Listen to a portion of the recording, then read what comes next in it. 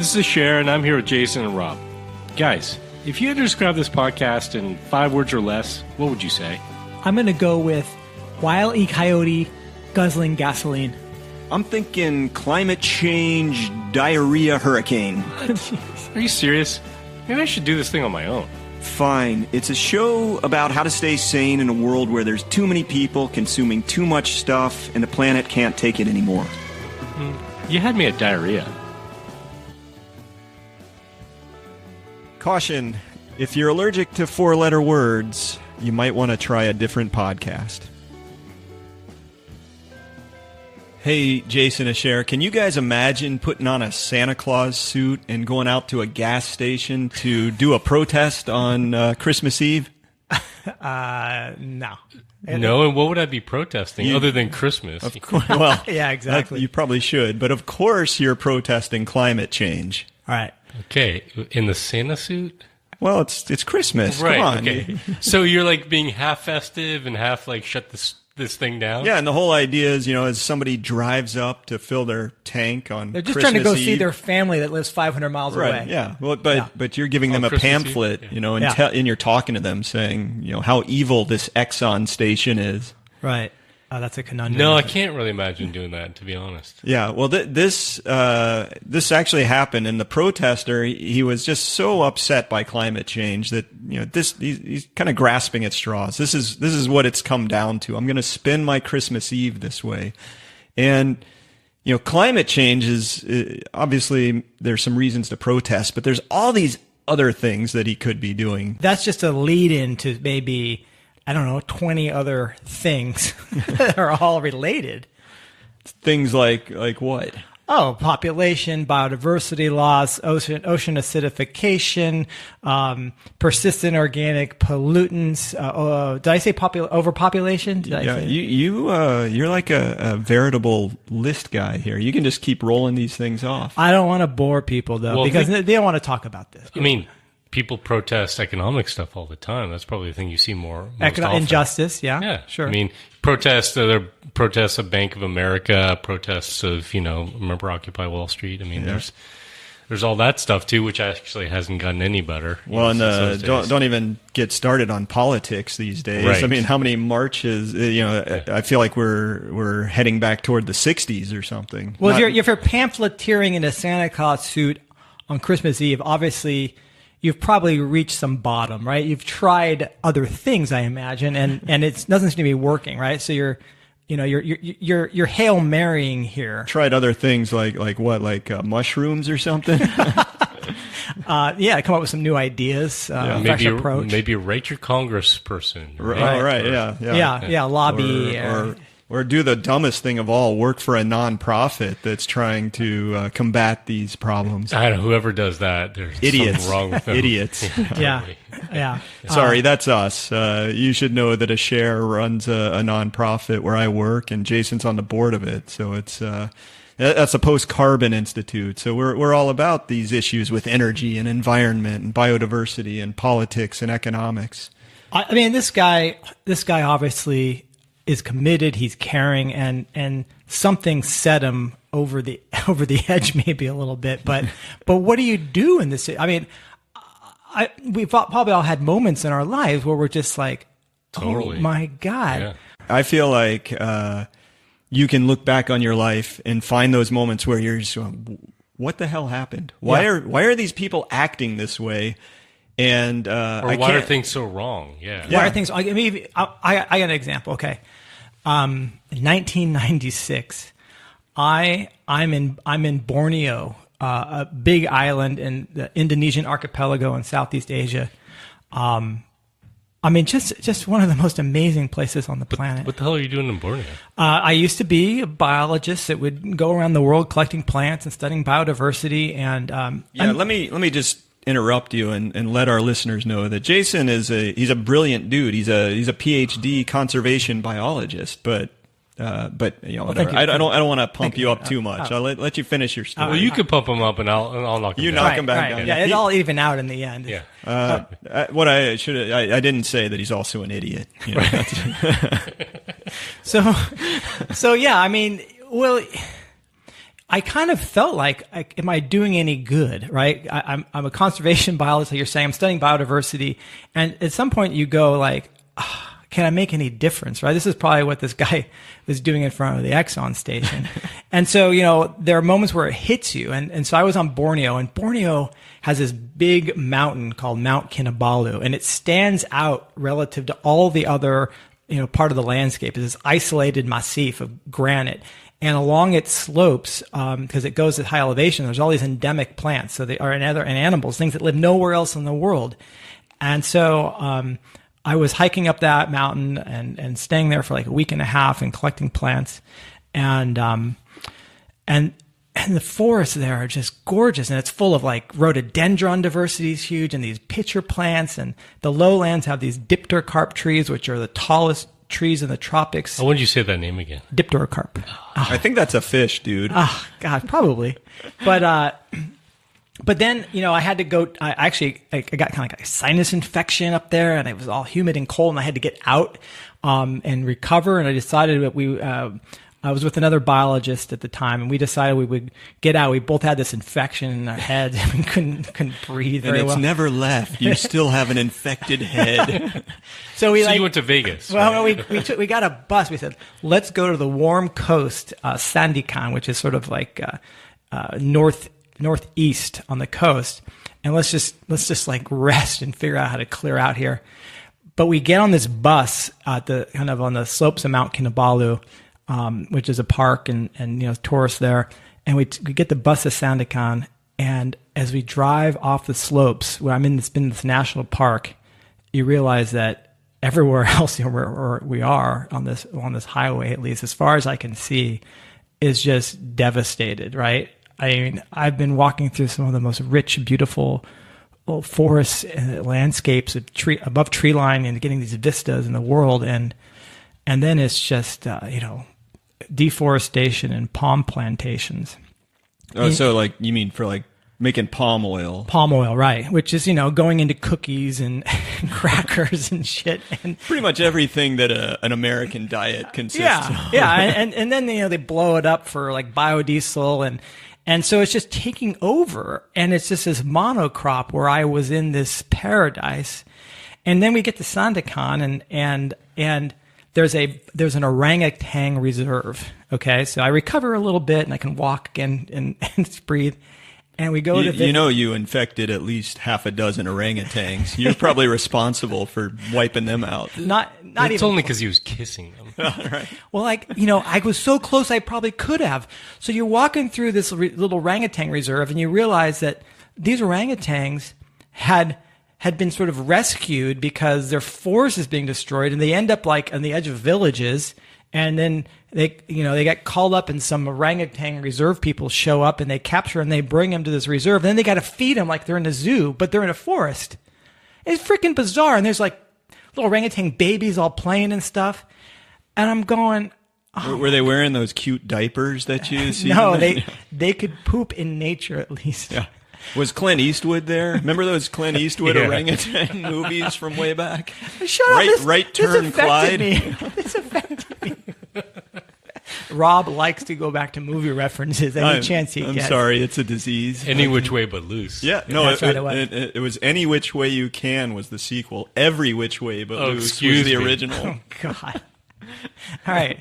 This is what I have to deal with. You have to deal with a culture that just like has got all your junk in the head, and the important thing. Yeah, you hear orangutan and you think Clint Eastwood. You think right. Clyde. It was great. He was wearing a diaper and a wristwatch, like all orangutans should. Is that what you saw when you were there? They were cute, and they were they wearing watches? No. Oh.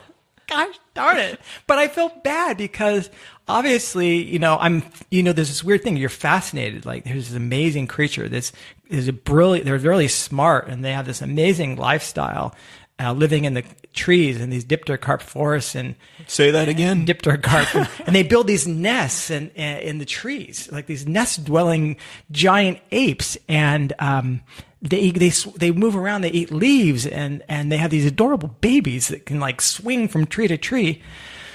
But you realize what it was, that we were the other great ape, that was just destroying their homes. and for our stupid palm oil and right now, like as of 2018, there are about 500,000 great apes left in the world. Now, it's not just orangutans, but that's orangutans and chimpanzees and gorillas combined. There's only like 500,000. And so the world, humans, like the other great ape, can we be nest-dwelling, tree-bound great apes? That would be a lot of fun. We might get there at some point. We lost that 500,000. That's less than the city of San Francisco. Exactly. And so, but human population grows by about that much every 2 days. Like we're adding to the planet every 2 days. Every 500,000. About 500,000. New monkeys, new apes, new whatever. Just a bipedal So type. let's say it's Friday, because that's a great day. Yeah. And you're saying by Sunday? Yeah, there's another 500,000 of us, which Of is us equivalent. miserable, palm oil swilling. Yeah. So none of this stuff, none of this nature stuff has a chance. It doesn't matter how much I study it, or if you see the connections, like how am I going to fight the economy and the consumer demand and all that stuff? Couldn't you write a scientific paper about it? Wouldn't that do it? That's or the kind of dress stuff up I in was a Santa suit out there. You might have sweated a lot in Borneo. Well, I almost feel like the Santa suit. This is the thing. It's just like is how insane it all is. The Santa suit may be just as useful as writing a freaking scientific paper that I spend 6 months doing and get peer reviewed and published and have like 8 people read it. Right. Well, you talk about that population edition, and to me that brings up an experience that I had when I was a kid. I had this best friend. You never have a best friend like you had in second grade. I mean, awesome. You do the best stuff. Like we used to hang out in Legos. We hung out in his dog house. Like he had this dog named Viking. Yeah. We would get kicked in the there. dog out. Yeah, we would get in there and read books and stuff. That's cool. We would read books about climate change. Right. Sure you did. Did you read the Lorax? I mean, that Oh, of course. yeah. Yeah. A No, they were Thneed waiting is a for the thing film to everyone come needs. out. They didn't read it. They were waiting for the film. Right.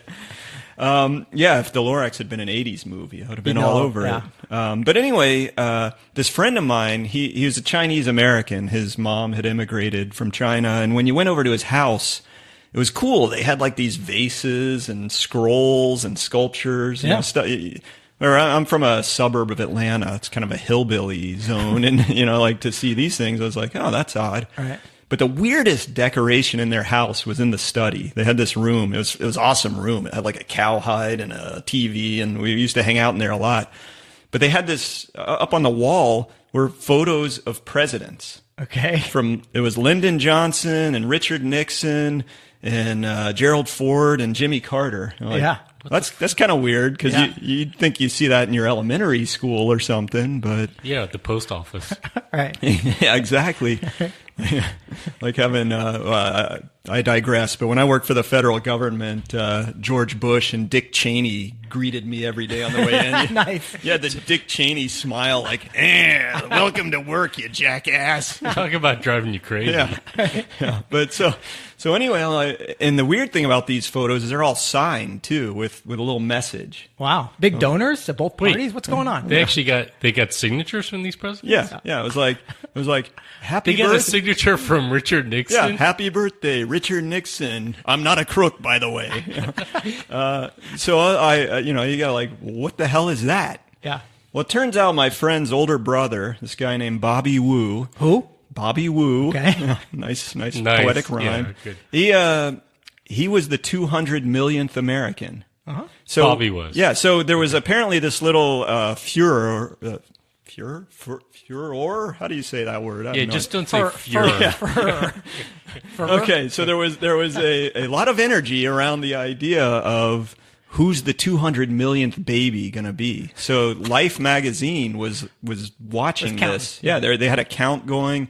So a baby's born, like, well, that's 199 million. We didn't do this with 300, right? A little bit. Do we? A little Okay. bit. But so the 200 millionth was Bobby. And so Life came and snapped his photo, and there was this, full page spread on him. Was he cute? Was he adorable? Oh, of course. Yeah. It's a baby. Not as good as the orangutans. No. But, okay, so 200 million, that's a big number, Yeah. right? It's kind of hard to conceptualize. But, you just mentioned a share of the 300 millionth. Well, so Bobby was born in 1967. The 300 millionth American came along on October 17th, 2006. So it took less than 40 years to add 100 million people to the good old U.S. of A.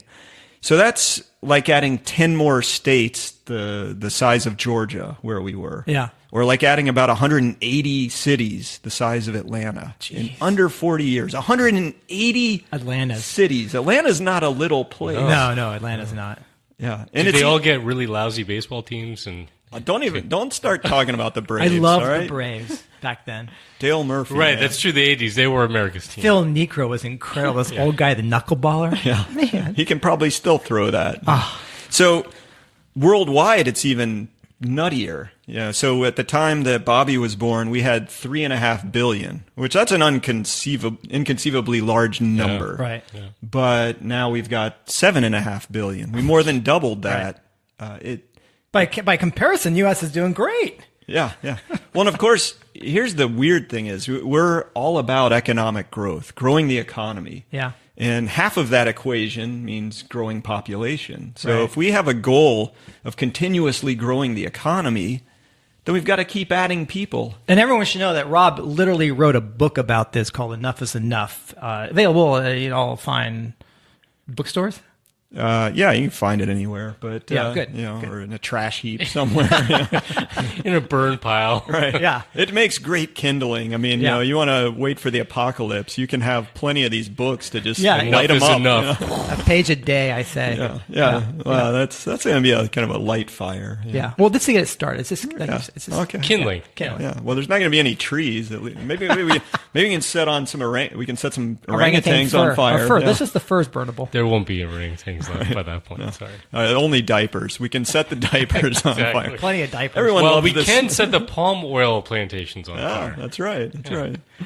So yeah, it blows me away the exponential growth that we're seeing in the economy, both in the numbers of people and in the consumption. That's probably the part that it's kind of hard to blame people for having sex and having babies, but geez, the amount of crap that we consume, the amount of palm oil that goes down into our guts. Yeah, and all this comes back to energy. I mean, you're talking about the growth in human population. Well, per capita energy consumption since 1850 has grown 814%. That's per capita, right? So 8-fold increase in how much energy we consume in that time. Per capita, but then multiplied by the people. So great-great-grandpappy, he lit a match a day, and now you're running a nuclear fusion power plant or something. It's not quite that extreme, but I mean, and that's just the per capita. So you total it together and you realize we're consuming way more energy, and for me, that is actually something that drives me crazy all the time. It actually has sort of woken me up even in the course of this work. I started doing climate change work after doing other kinds of, social cause nonprofit work. And because I was really, really worried about climate change. And it took me really understanding energy, I think, to really get the crux of the problem that we're dealing with.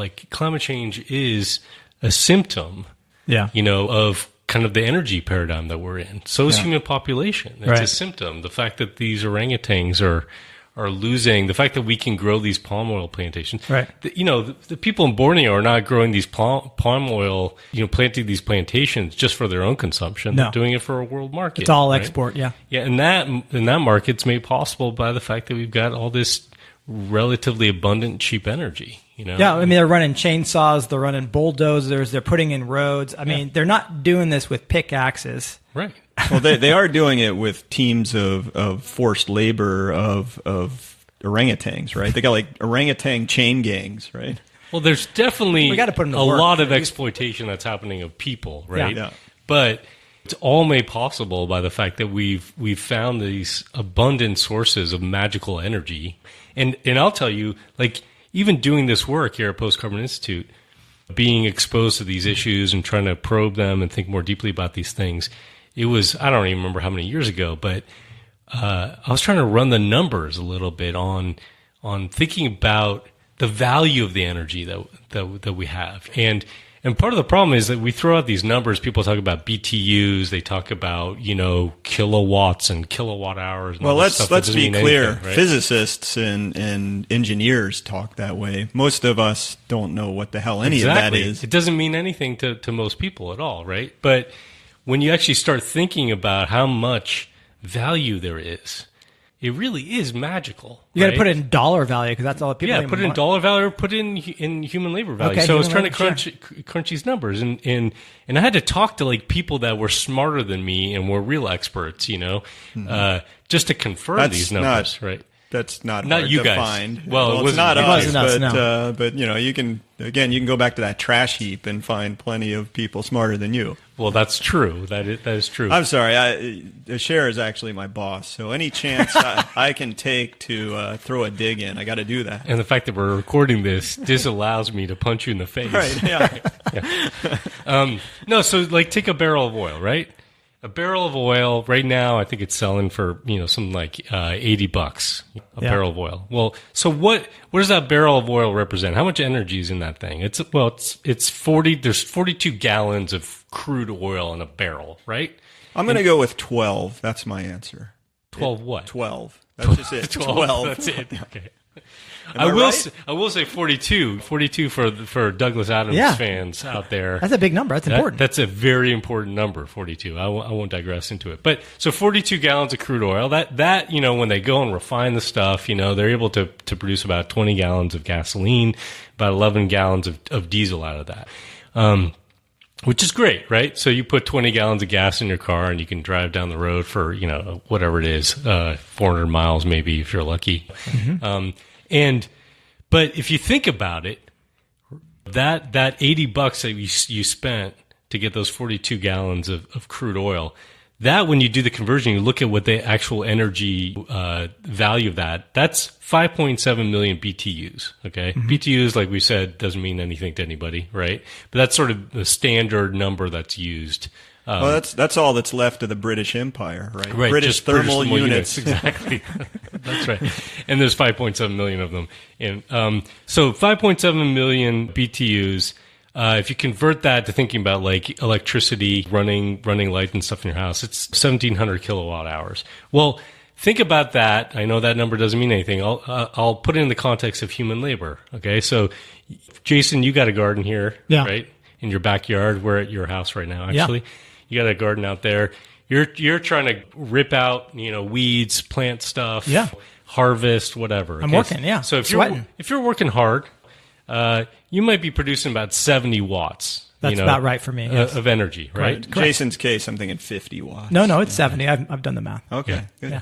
For you, it's like 20 because you just sit around, right?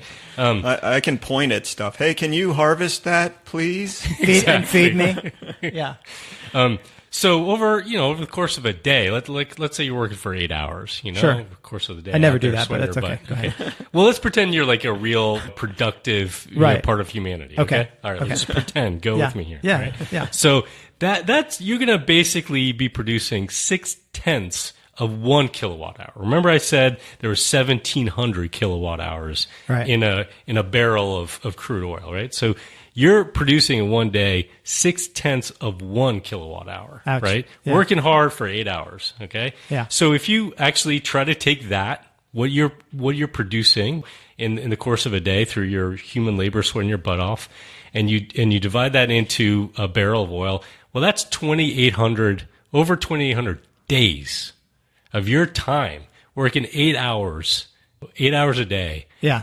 It would take you 2,800 That's days. Many years. That's 11 years. That's 11 years. That's a long prison sentence. Yeah, and if you think about it, you take the average salary. Let's take a salary of $45,000 a year. Okay. Yeah. So $45,000 a year, and you're working about 250 days over the course of the year. You got some vacation breaks on Christmas. You dress up in a Santa suit, and you go and you protest at the gas station. Whatever you're doing on breaks, right? I got lifestyle. So $45,000. You take that amount of days, that you're working. That's 11 years of labor over that time. Okay, that's $500,000 of a salary. If you're paying somebody $45,000 a year, right?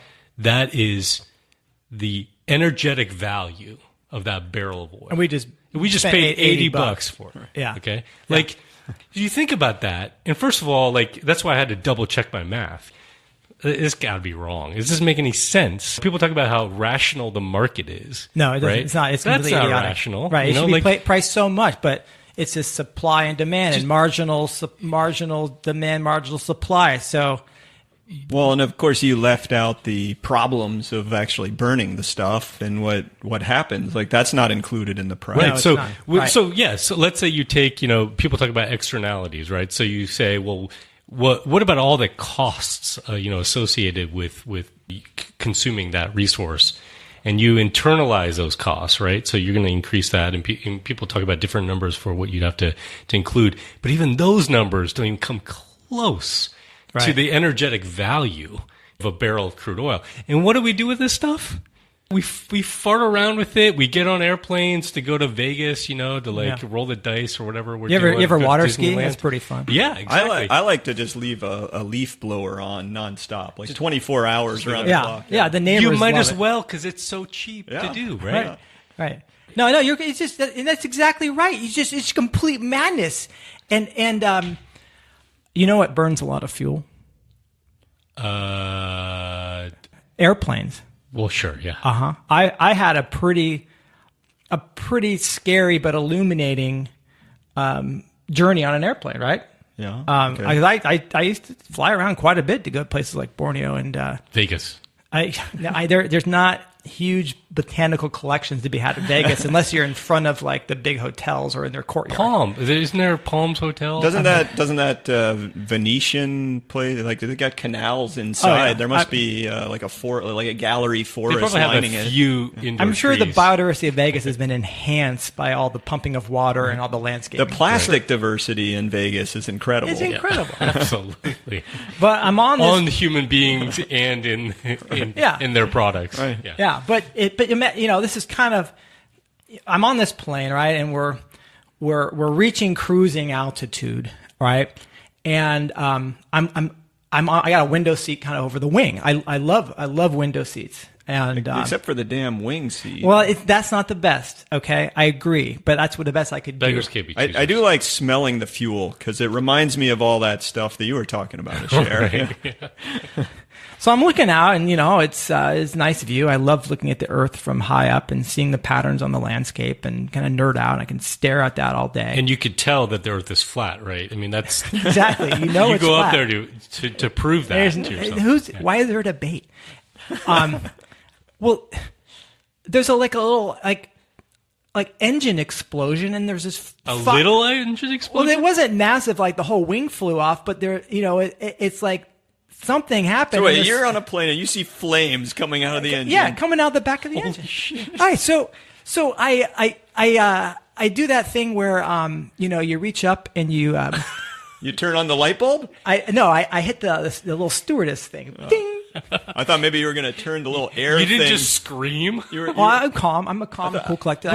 Was there like a gargoyle type of monster thing that's out on the plane? What movie was that, Rob? Twilight Zone, the movie. Exactly. Yeah. Yeah, Right. it wasn't a gargoyle. It was a gremlin. A gremlin. Sorry about Sorry, that. excuse me. It's Gargoyle. It's just sitting there frozen on the wing Right. in stone. But that was in a storm at night. This was a nice, calm, evening with good light and everything. So the stewardess comes over, and I'm like, look out, the wings on fire. And she goes, yeah, okay, well, I'll let the pilot know. Can you please lower your shades, sir? We're about to start the in-flight movie. Were they showing Twilight Zone, the movie? Exactly. Snakes on a plane. Yeah, exactly. So, The in-flight entertainment's going to be wing on fire tonight. yeah. Oh, yeah. So, what do you mean, right? It's just like, just calm down, sir. I'll go I'm sure they're aware of this, but I'll go let them know. I'm a little amped up, but, I have no control of the situation, and everyone else seems to just be like, their shades are down. Yeah. They're looking at you like, why are you making noise? They're sipping their cocktails. They're waiting for their meal to get served. And This must have been a while ago that they were serving meals. It was a nice long flight. It was comfortable. Okay, did this really happen? Well, I mean, it's a good allegory. All right, so where are you going with this? Well, like, okay, I feel like I'm on this plane. I'm on a journey with everybody else on the planet, and I'm looking out and I'm seeing the freaking wings on fire, and everybody else has got the shades down and is like drinking booze and watching a stupid movie, and no one in authority is even like seriously handling the situation. Yeah, they're just trying to placate, right? Yeah. Yeah, you got a problem with stupid movies? Huh? No. You wanna throw down? But I mean, yeah, you can drive you nuts, right? Yeah. Well, it can drive you so nuts that you'll put on a Santa Claus suit and protest at Exxon on Christmas Eve, right? I feel for the guy. I can totally relate to Ken. Well, yeah, let's talk about who that was. Yeah. This guy's name is Ken Ward. He's got a friend that lives here where we are in Corvallis named Leonard Higgins. So Leonard Higgins and Ken Ward, they're what you would call valve turners. They got together with some others and colluded and decided we got to do something about climate change. They're like you on the plane with the wing on fire. They're like, no one's doing something. Fuck it, let's do something. So they got together and they coordinated an event where they shut down the pipelines that were delivering tar sands oil to the United States from Canada. And a really incredible. That's ballsy. Yeah, and clearly a criminal action. You got to trespass. You got to shut these valves down. Yeah. And Was this before or after he was at the gas station on Christmas Eve?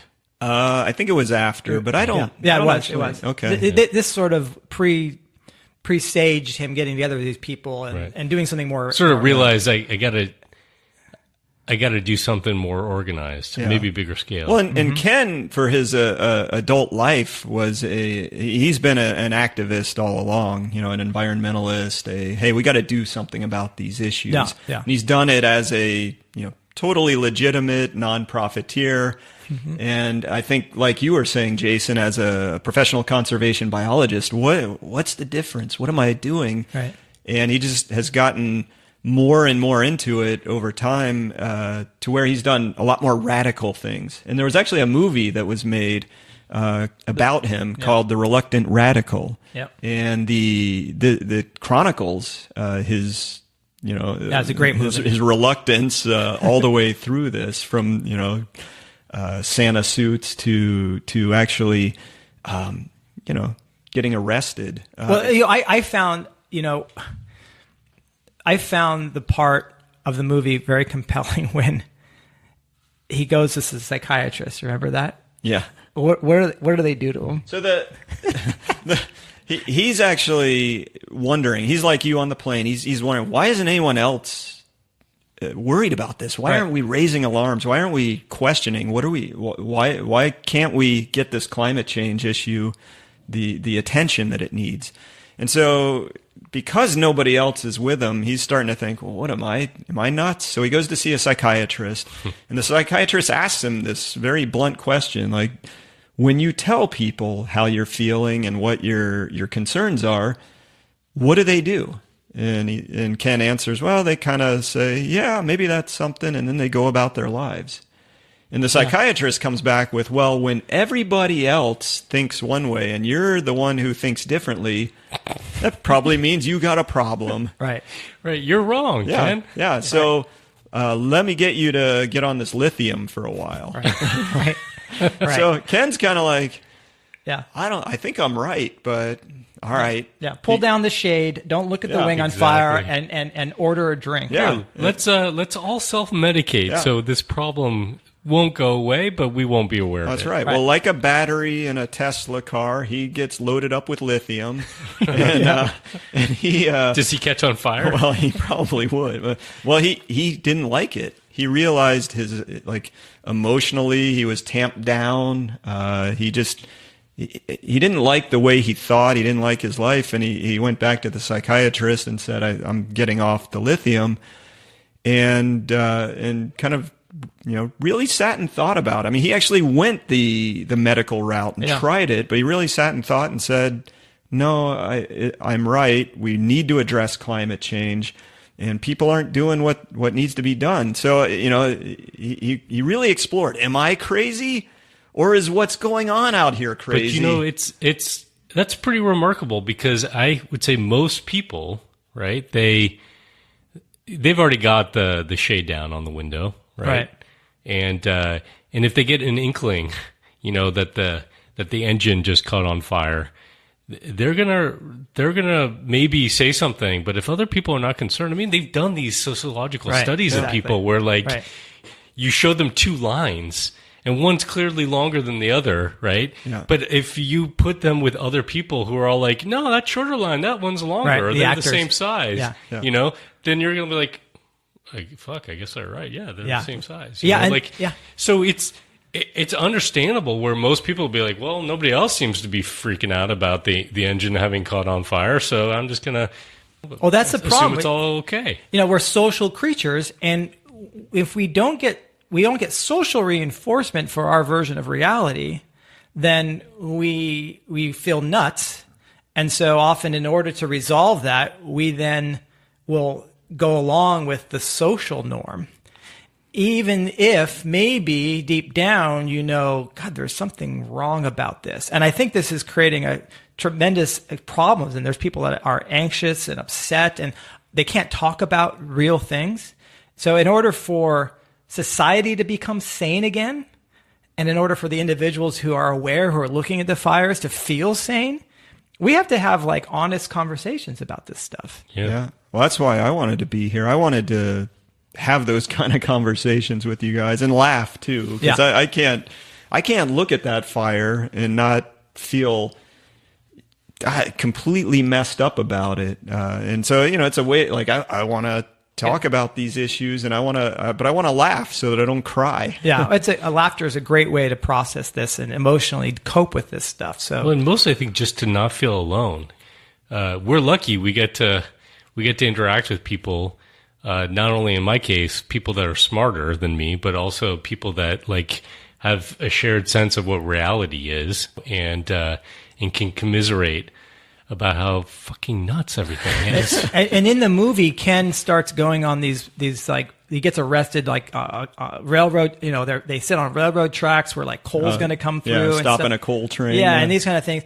And he gets arrested, and he's gleeful because he's getting arrested with 50 other people, and they're going to the cell together, and he's getting out and he's all grinning, and he's just like, well, this is great because I know I'm not alone in this. And so that was quite a transformation, because in the Santa Claus suit he was alone. He was alone. And when the police show up, they're like, well, you can either stay here and keep doing this, or you can leave, but if you stay, we're going to arrest you. And he's like,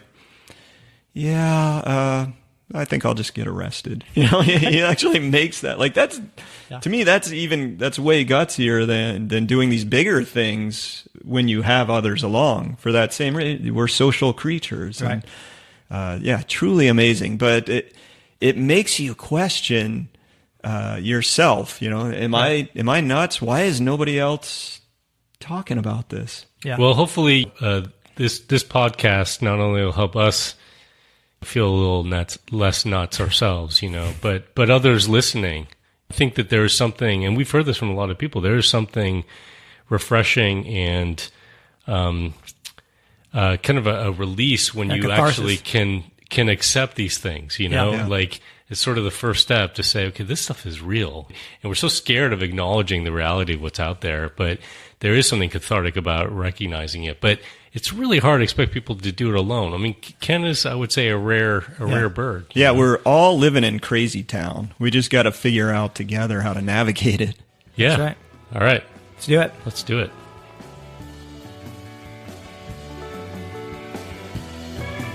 That's our show. Thanks for listening. If you enjoyed it, please subscribe to the podcast. And while you're at it, rate or review it at iTunes. That really helps get it in front of more people. To learn more, visit postcarbon.org/crazytown.